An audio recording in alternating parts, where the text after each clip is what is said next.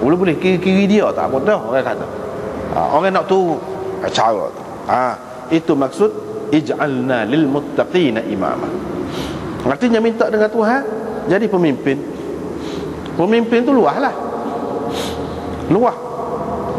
Sebab dalam hadis sebutkan kullukum ra'in. Setiap kamu adalah pemimpin dan akan disoal tentang kepemimpinannya, akan disoal. Jadi misalnya dalam keluarga itu pun pemimpin.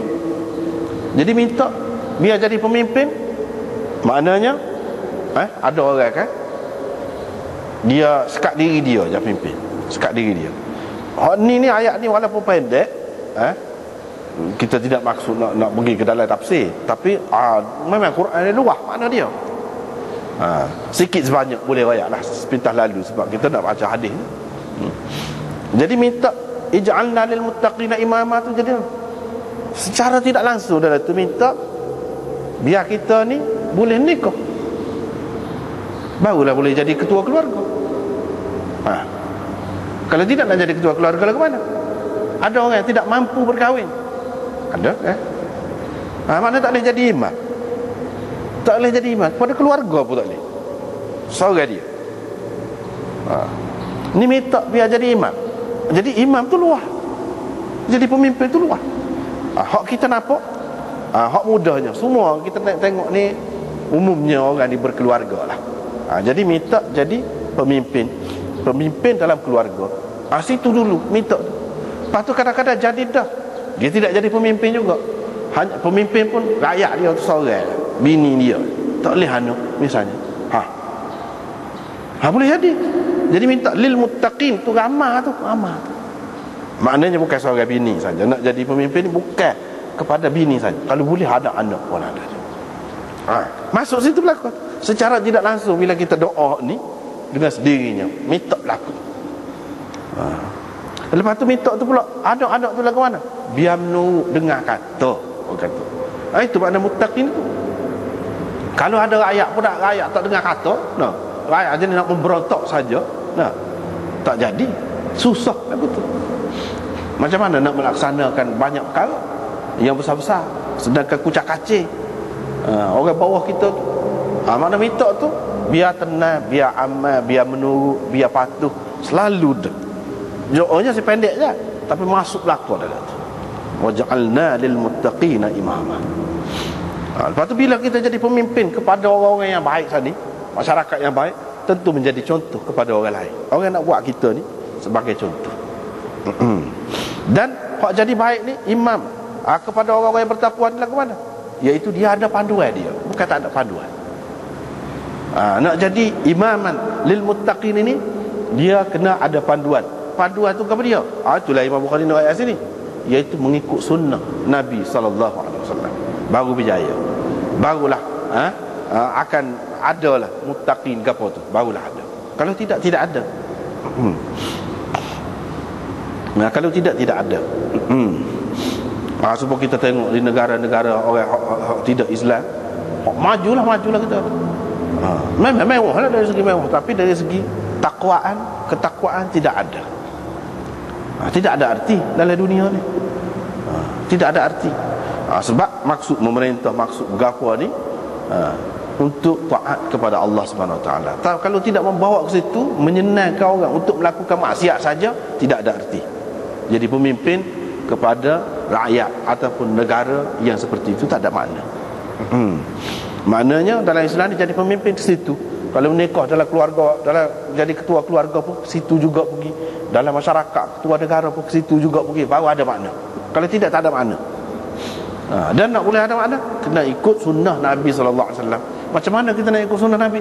Boleh. Sebab apa? Nabi SAW pun pernah memerintah.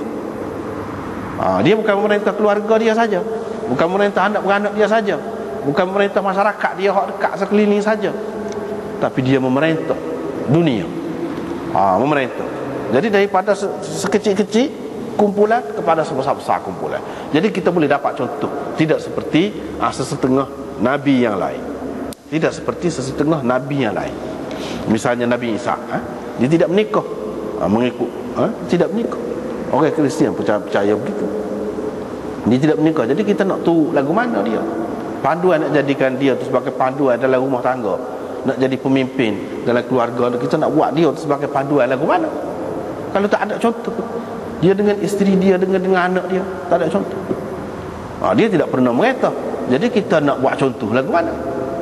Jadi orang boleh kata tidak sempurna, kamu suruh ikut, tapi nak ikut lagu mana? Dia tak bagi contoh pun. Tapi kalau Nabi kita ni tidak, cukup, cukup segala-galanya.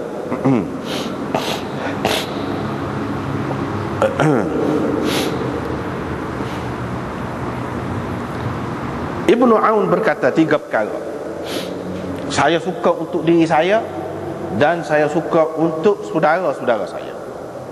Mana dia ayat ni mana sungguh-sungguh daripada dasar hatinya, daripada dalam hati kecil dia, memang dia suka sungguh lagu tu. Bukan untuk diri dia, untuk orang lain pun dia suka. Maknanya dia telah mengamalkan hak Nabi SAW kata tu. Apa ni? La yu'minu ahadukum tu hatta yuhibba li akhihi ma yuhibbu li nafsihi. Tidak beriman, tidak sempurna iman seseorang daripada kamu selagi dia tidak suka untuk saudara-saudaranya apa yang disukai untuk dirinya. Gapo dia suka untuk diri dia, dia dapat gapo? Dia dapat gapo? Halah, apa yang kita suka kita dapat. Kita suka juga orang lain dapat. Terutamanya kita suka, kita nak masuk syurga, orang lain pun kita nak suruh masuk syurga juga. Tidak kita sorang saja. Tidak kita sorang saja. Jadi nak suruh masuk syurga orang lain itu, mana dia kena jadi muttaqin. Dan seseorang itu kena jadi imam kepada muttaqin. Jadi di sini dia kata 3 perkara. Saya suka untuk diri saya, 3 perkara ni, dan untuk saudara-saudara saya. Yang pertama sunnah ni. Suka lagu mana?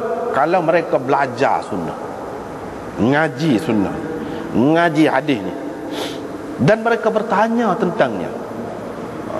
Bukan setakat ngaji saja, tanya pula. Kalau tak faham, tak puas hati, tanya. Gitu. Dan Quran, yang kedua. Apa dia letak Quran kemudian? Sebab Quran tu sudah maklum dah, orang ambil berat dah. Tapi sunnah tu boleh jadi kepada setengah-setengah orang tu dia pandai rendah, dia pandai tidak sepenting Quran. Jadi dia nak ayatnya, sebenarnya sunnah tu pun tidak kurang pentingnya daripada Quran. Kena belajar dan kena tanya tentang sunnah tu. Quran kena memahaminya dan tanya tentang Quran. So kalau kita tidak faham, tak tahu gapo, tanya. Ni yang kedua, dia suka sangat. Kalau orang belajar sunnah dan belajar Quran, biar faham molek. Mana kalau tak faham, tanya. Jadi nak tanya ni, nak belajar, nak tanya ni untuk apa? Untuk tu lah. Sebab kalau belajar, tanya, lepas tu tak sibuk, apa faedah? Baru boleh kita tu iqtida' bi sunani Rasulillah, tajuk Imam Bukhari. Apabila kita belajar, kita belajar Quran pun tak sempurna juga. Sebab dia ayat semayang, anak semayang yang mana? Dia kena iqtida' dengan sunnah Rasulullah sallallahu alaihi wasallam juga. Jadi kena belajar kedua. Belajar tu untuk nak buat. Bukan belajar saja. Bukan belajar saja. Jadi bila nak turut tu, itulah orang panggil iqtida' bisunani Rasulillah. Tajuk dia tu masuklah situ. Yang ketiga, mereka membiarkan orang tak cara kau orang, tak sudut cara kau orang. Masing-masing dah.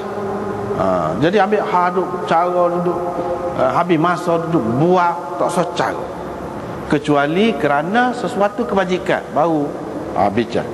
Kalau nak masuk dalam masyarakat pun biar tentu kita nak buat benda molek. Kalau tidak, tak sah.